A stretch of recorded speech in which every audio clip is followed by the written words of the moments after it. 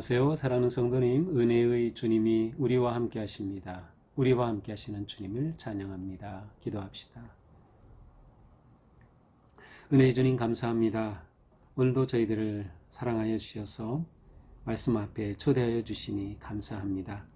예수 그리스도의 대속의 은혜로 저희들을 구원하여 주시고 영원한 생명과 하나님의 나라를 유업으로 약속하여 주셨으며 또한 교회를 이루어 복되고 거룩한 믿음의 삶 살아갈 수 있도록 은혜 베풀어 주시니 감사합니다. 오늘도 주님의 말씀 앞에 서서 말씀을 듣고 깨닫고 말씀대로 나아가기 원합니다. 우리가 주님의 거룩한 몸을 이룬 교회로서 말씀에 순종하며 아름답고 거룩한 주님의 나라를 세워갈 수 있도록 함께하여 주시옵소서. 예수님 이름으로 기도합니다. 아멘. 오늘 말씀은 에베소서 4장 1절에서 16절 말씀입니다.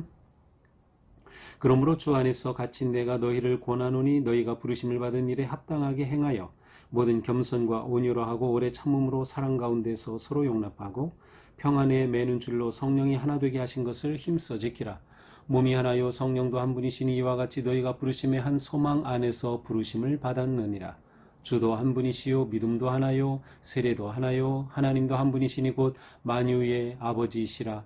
만유 위에 계시고 만유를 통일하시고 만유 가운데 계시도다. 우리 각 사람에게 그리스도의 선물의 분량대로 은혜를 주셨나니 그러므로 이르기를 그가 위로 올라가실 때에 사로잡혔던 자들을 사로잡으시고 사람들에게 선물을 주셨다 하였도다.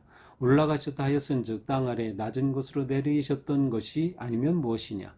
내리셨던 그가 곧 모든 하늘 위에 오르신 자니 이는 만물을 충만하게 하려 하심이라. 그가 어떤 사람은 사도로 어떤 사람은 선지자로 어떤 사람은 복음 전하는 자로 어떤 사람은 목사와 교사로 삼으셨으니 이는 성도를 온전하게 하여 봉사의 일을 하게 하며 그리스도의 몸을 세우려 하심이라. 우리가 다 하나님의 아들을 믿는 것과 아는 일에 하나가 되어 온전한 사람을 이루어 그리스도의 장성한 분량이 충만한 데까지 이르리니 이는 우리가 이제부터 어린아이가 되지 아니하여 사람의 속임수와 간사한 유혹에 빠져 온갖 교훈의 풍조에 밀려 요동하지 않게 하려 함이라. 오직 사랑 안에서 참된 것을 하여 범사에 그에게까지 자랄지라. 그는 머리니 곧 그리스도라. 그에게서 온몸이 각 마디를 통하여 도움을 받음으로 연결되고 결합되어 각 지체의 분량대로 역사하여 그 몸을 자라게 하며 사랑 안에서 스스로 세우느니라. 아멘.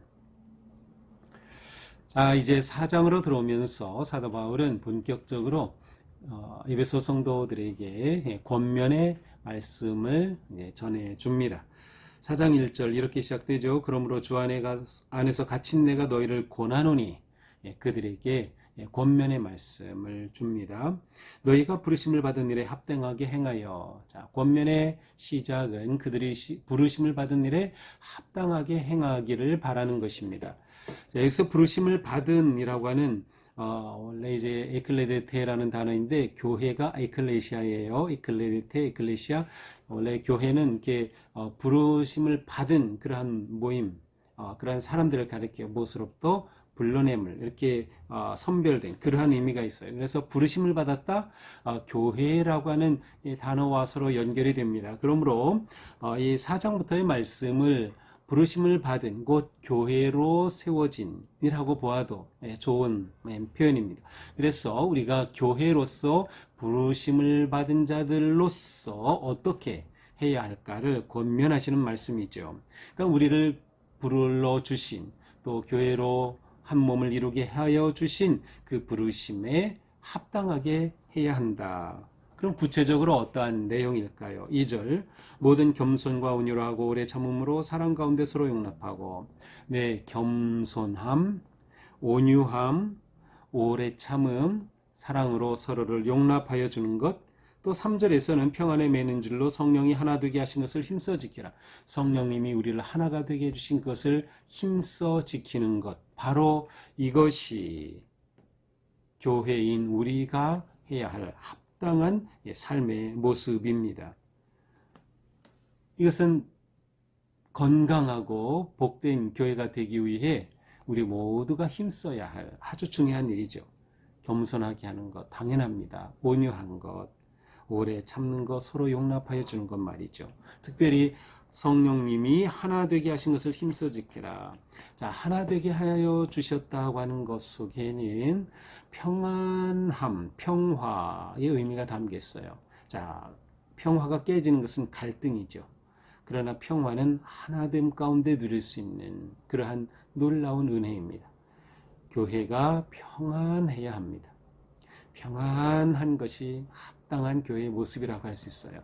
성령님이 하나 되게 해주시기 때문이죠.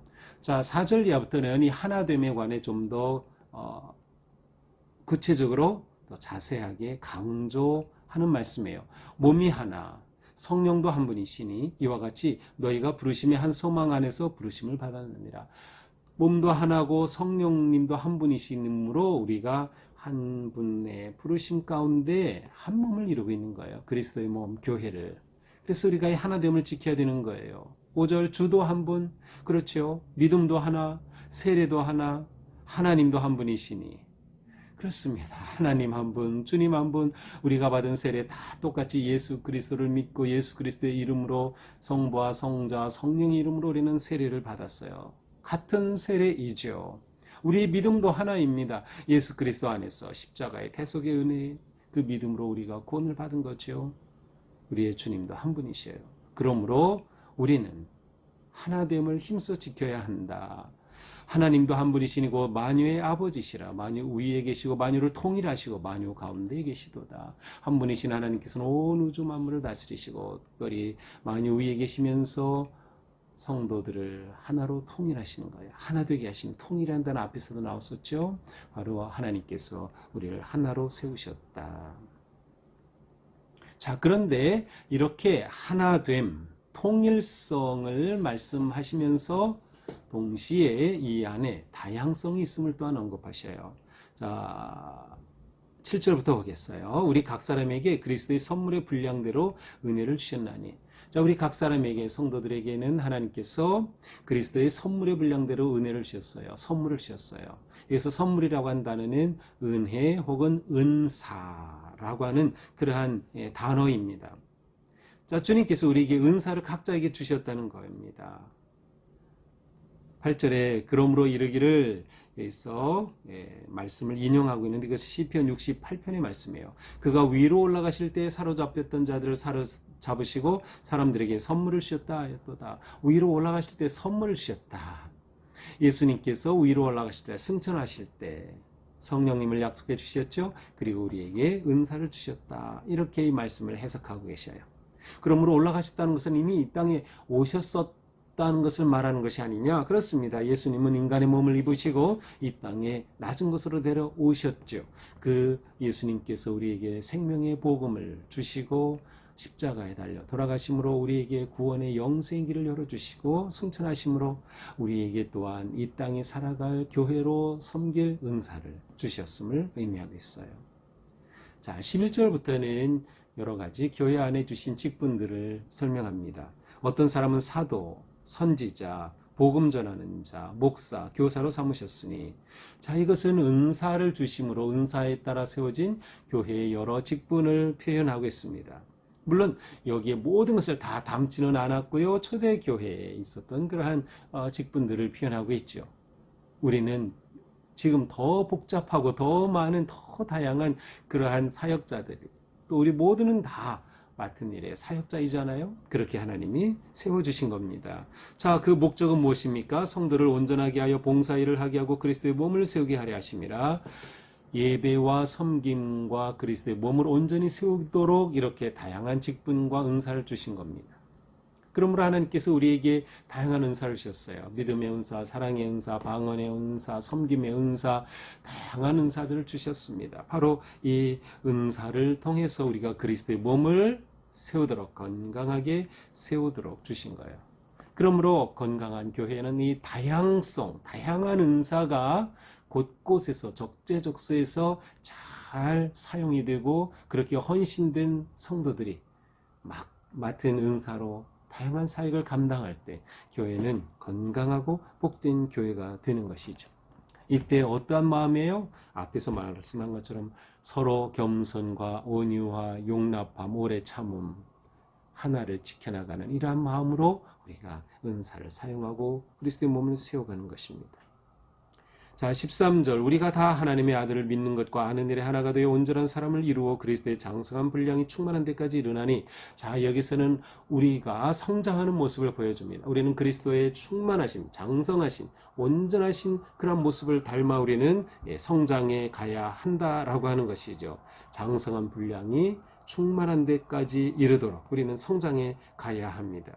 그러므로 14절에 우리가 어린아이가 되지 아니하여 그냥 자라지 못하고 있는 어린아이가 아니라, 그렇게 어린아이가 되면 어떻게 돼요? 속임수, 간사한 유혹에 빠지고 온갖 교훈의 풍조에 밀려 요동하게 되는 겁니다. 그렇게 되지 않아야 한다는 것이에요. 그러기 위해 우리가 성장해야 한다는 것입니다. 오직 사랑 안에서 참된 것을 하여 범사에 그에게까지 자랄지라. 그는 머리니 곧 그리스도라. 우리는 온전히 그리스도의 분량에까지, 그리스도의 머리 대신 그리스도에게까지 자라야 한다. 성장하고 성숙해야 한다는 겁니다.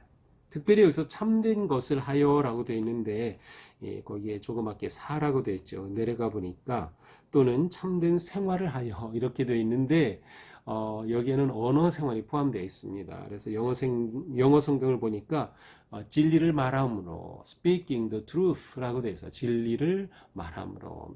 그렇습니다. 우리가 성장하고 성숙하는 데는 진리를 말함이 굉장히 중요합니다. 우리가 야고보서 말씀을 통해서 언어에 관해서도 말씀을 들었었죠. 바로 진리에 관해 진리를 말함으로 우리 입술이 그렇게 바르고 거룩한 입술이 될 때 우리는 아름다운 그리스도의 모습을 닮아 성장해 간다라고 하는 것이죠. 이렇게 바른 믿음의 성장은 바른 지식에서 옵니다. 바른 지식이 없을 때 풍조에 밀리고요, 유혹에 빠지고 속임수와 간사함에 넘어가게 되는 거예요. 바른 지식이 없으니 이단에 빠지고 온갖 사이비에 빠지는 게 바른 지식이 없기 때문에, 열망은 있지만 지식이 없으면 안 돼요. 중요한 것은 바른 지식, 바른 믿음은 바른 지식을 기초로 해야 한다. 그때 우리의 믿음이 흔들리지 않고 성장하게 되죠. 믿음의 성장은 따라서 훈련이 필요합니다. 하나님의 말씀을 배우는 교육과 훈련이 필요한 것이죠. 마지막 16절 그에게서 온몸이 각 마디를 통하여 도움을 받음으로 연결되고 결합되어 각 지체의 분량대로 역사하여 그 몸을 자라게 하며 사랑 안에서 스스로 세우느니라. 하나님이 주신 그러한 은사를 따라서 이렇게 한 마음이 되고 하나를 이루어갈 때 이처럼 서로 연결되고 결합되어서 아주 건강한 그러한 교회로 그리스도의 몸을 세우는 우리가 될 수 있는 것이죠. 자, 오늘 말씀을 보면서 우리는 여기에서 건강한 교회, 행복한 교회, 정말 복된 교회는 어떤 교회인가 하는 것을 생각해 보게 됩니다. 복된 교회는 어떤 교회일까요? 하나 되는 교회입니다. 하나 되는 교회. 하나 되기 위한 성품이 있어야 돼요. 교회에도 성품이 있어요. 우리 성도들의 성품이죠. 어떤 성품이 필요합니까? 부르심에 합당한 교회가 되기 위해 겸손과 온유, 오래 참음, 사랑으로 서로 용납하면서 성령으로 하나 되게 해주신 것을 지켜가야 된다. 이것이 평안한 교회다라고 말씀드렸어요. 하나 된 것을 지키는 것, 평화를 이루는 교회입니다. 바로 이것이 건강하고 복된 교회의 첫 번째 모습이죠. 자, 두 번째 모습은 무엇이었어요? 은사를 주셨죠. 그래서 은사에 따라 세워지는 교회입니다. 하나님은 우리에게 다 은사를 주셨는데 하나님이 주신 은사를 그냥 가만히 가지고 계시면 안 돼요. 사용해야 합니다. 섬김으로 사용하고 사역을 참여하여 사용하고 기도함으로 사용하고, 우리가 모두 주신 은사를 사용한다면 교회가 얼마나 풍성해지고 건강해지고 교회가 아주 든든하게 성장할지. 그런데 대개 보면 성도님들의 20%, 30% 정도만 은사에 따라 사역을 하고 나머지는 안 해요. 그냥 예배만 참석하고 수동적으로 신앙생활하죠. 그렇지. 그래, 우리가 이것을 극복해야 합니다. 그래서 우리가 하나님 주신 은사에 따라서 그렇게 살아갈 때 우리가 하나님의 부르심에 합당한 교회가 되는 것이죠. 자, 마지막 세 번째는 무엇일까요? 우리는 성장한다. 살아있는 교회, 건강하고 복된 교회는 계속 성장하는 교회입니다. 우리는 성장해야 합니다. 숫자적으로도 성장하고 영적으로도 성장해야 합니다. 성장과 성숙은 함께 가는 거예요. 성장하지 않고 성숙할 수 없어요. 우리는 성장하는 교회. 어떻게 성장해 갑니까? 그렇습니다. 말씀으로 그리스도를 닮아가야 되는 것이에요. 말씀을 열심히 배우고 훈련받고 또 그리스도의 장성한 분량에 이르기까지 하나님께서 우리에게 주신 그러한 거룩한 지혜와 능력으로 세워져 가는 것이죠. 자, 오늘 말씀 보면서 정말 우리가 이러한 복된 교회를 세워가자. 이미 잘 하고 계셔요. 근데 더 힘써야겠다. 그리고 모두 참여시켜야 되겠다. 그래서 주신 은사를 그냥 내버려 두지 않고 선한 일에 사용할 수 있는 우리가 될 수 있기를 기대합니다. 기도합시다.